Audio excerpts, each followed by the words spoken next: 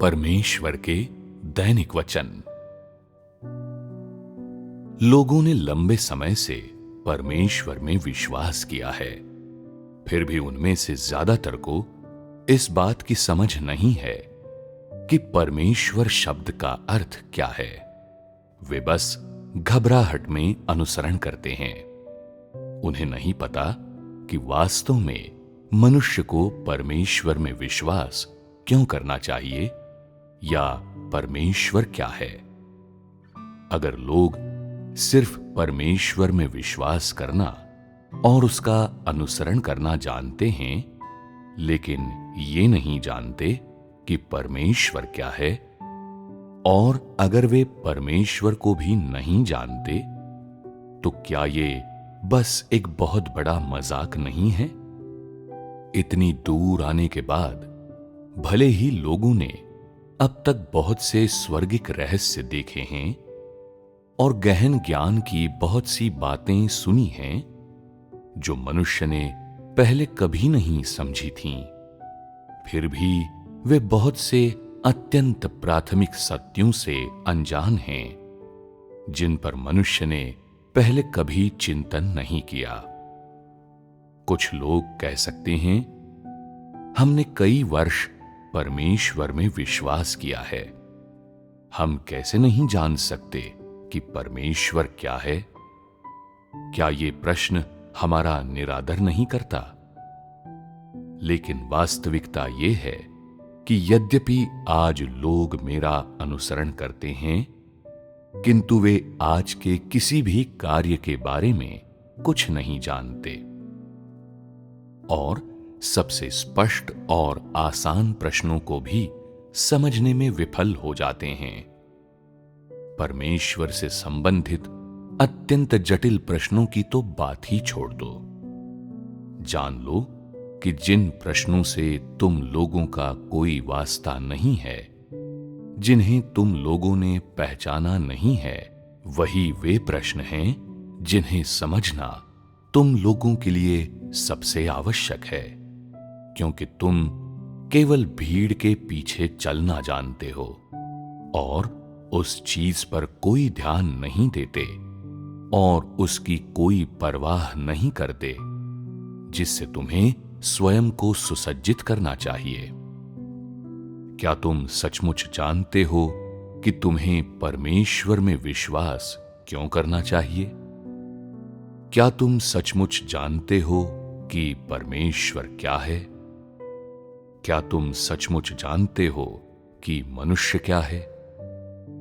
परमेश्वर में विश्वास रखने वाले व्यक्ति के रूप में अगर तुम इन बातों को समझने में विफल रहते हो, तो क्या तुम परमेश्वर के विश्वासी होने की गरिमा खो नहीं देते?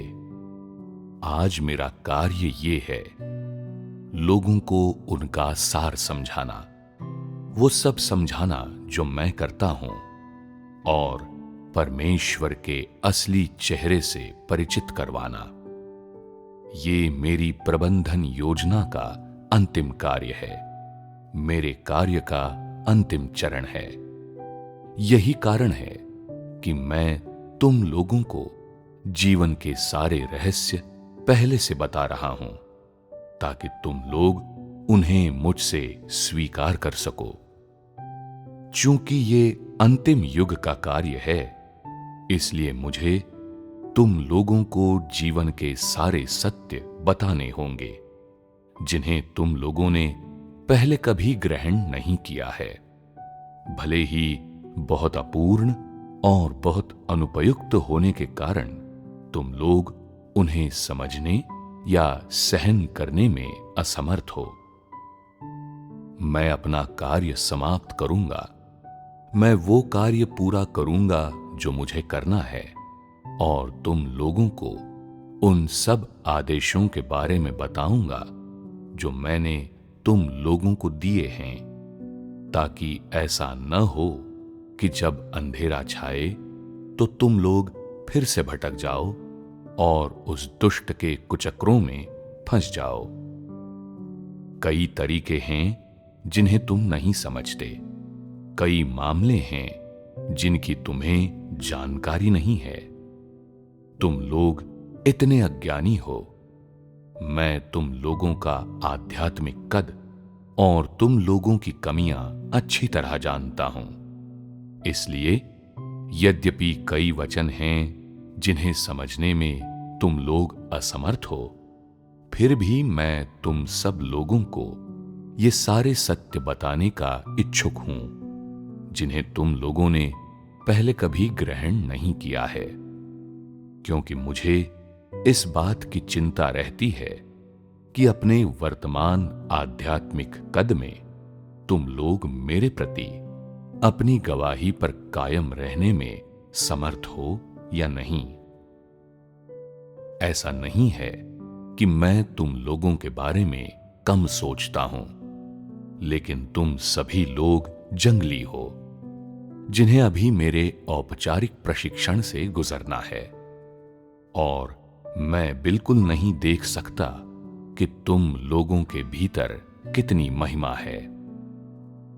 हालांकि तुम लोगों पर कार्य करते हुए मैंने बहुत ऊर्जा व्यय की है, फिर भी तुम लोगों में सकारात्मक तत्व व्यावहारिक रूप से न के बराबर लगते हैं और नकारात्मक तत्व उंगलियों पर गिने जा सकते हैं और केवल ऐसी गवाहियों का काम करते हैं जो शैतान को लज्जित करती हैं। तुम्हारे भीतर बाकी लगभग हर चीज शैतान का जहर है। तुम लोग मुझे ऐसे दिखते हो जैसे तुम उद्धार से परे हो। वर्तमान स्थिति में मैं तुम लोगों की विभिन्न अभिव्यक्तियां और व्यवहार देखता हूं और अंततः मैं तुम लोगों का असली आध्यात्मिक कद जानता हूं। यही कारण है कि मैं तुम लोगों पर कुढ़ता रहता हूं। जीने के लिए अकेले छोड़ दिए जाएं तो क्या मनुष्य जैसे आज हैं उसके तुल्य या उससे बेहतर हो पाएंगे? क्या तुम लोगों का बचकाना आध्यात्मिक कद तुम लोगों को व्याकुल नहीं करता? क्या तुम लोग सचमुच इस्राएल के चुने हुए लोगों जैसे हो सकते हो, हर समय मेरे और केवल मेरे प्रति निष्ठावान? तुम लोगों में जो प्रकट होता है वो अपने माता पिता से भटके बच्चों का शरारतीपन नहीं है, बल्कि अपने स्वामियों के कोड़ों की पहुंच से बाहर हो जाने वाले जानवरों से फूटकर बाहर आने वाला जंगलीपन है। तुम लोगों को अपनी प्रकृति जाननी चाहिए, जो तुम लोगों में समान कमजोरी भी है। ये एक रोग है जो तुम लोगों में समान है। इसलिए आज तुम लोगों से मेरा एकमात्र आग्रह ये है कि मेरे प्रति अपनी गवाही पर अडिग रहो। किसी भी परिस्थिति में पुरानी बीमारी फिर न उभरने दो। गवाही देना ही सबसे महत्वपूर्ण है। ये मेरे कार्य का मर्म है। तुम लोगों को मेरे वचन वैसे ही स्वीकार करने चाहिए जैसे मरियम ने सपने में आया यहोवा का प्रकाशन स्वीकार किया था, विश्वास करके और फिर पालन करके।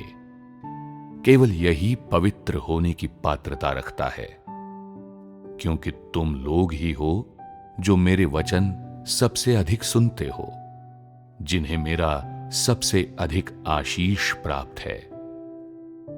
मैंने तुम लोगों को अपनी समस्त मूल्यवान चीजें दे दी हैं। मैंने सब कुछ तुम लोगों को प्रदान कर दिया है, फिर भी तुम लोग इस्राएल के लोगों से इतनी अधिक भिन्न स्थिति के हो। तुम एक दूसरे से बिल्कुल अलग हो, लेकिन उनकी तुलना में तुम लोगों ने इतना अधिक प्राप्त किया है। जहां वे मेरे प्रकटन की बेतहाशा प्रतीक्षा करते हैं, वहीं तुम लोग मेरे इनाम साझा करते हुए मेरे साथ सुखद दिन बिताते हो। इस अंतर को देखते हुए मेरे ऊपर चीखने चिल्लाने और मेरे साथ झगड़ा करने और मेरी संपत्ति में अपने हिस्से की मांग करने का अधिकार तुम लोगों को कौन देता है? क्या तुम लोगों को बहुत नहीं मिला है? मैं तुम लोगों को इतना अधिक देता हूं, लेकिन बदले में तुम लोग मुझे सिर्फ हृदय विदारक उदासी और चिंता और अदम्य रोष और असंतोष ही देते हो। तुम बहुत घृणास्पद हो, तथापि तुम दयनीय भी हो। इसलिए मेरे पास इसके सिवा कोई चारा नहीं है कि मैं अपना सारा रोष निगल लूं और तुम लोगों के सामने बार बार अपनी आपत्तियां जाहिर करूं। हजारों वर्षों के कार्य के दौरान मैंने कभी मानव जाति के साथ प्रतिवाद नहीं किया, क्योंकि मैंने पाया है कि मानवता के समूचे विकास में तुम लोगों के बीच केवल चकमेबाज ही हैं, जो प्राचीन कालों के प्रसिद्ध पुरखों द्वारा तुम लोगों के लिए छोड़ी गई बहुमूल्य धरोहरों की तरह सर्वाधिक विख्यात हुए हैं। उन अवमानवीय सूअरों और कुत्तों से मुझे कितनी घृणा है। तुम लोगों में अंतरात्मा की बहुत कमी है। तुम लोग बहुत अधम चरित्र के हो। तुम लोगों के हृदय बहुत कठोर हैं। अगर मैं ऐसे वचन और कार्य इस्राएलियों के बीच ले गया होता तो बहुत पहले ही महिमा प्राप्त कर चुका होता। लेकिन तुम लोगों के बीच ये अप्राप्य है। तुम लोगों के बीच सिर्फ क्रूर उपेक्षा, तुम्हारा रूखा सहारा और तुम्हारे बहाने हैं। तुम लोग बहुत संवेदना शून्य, बिल्कुल बेकार हो।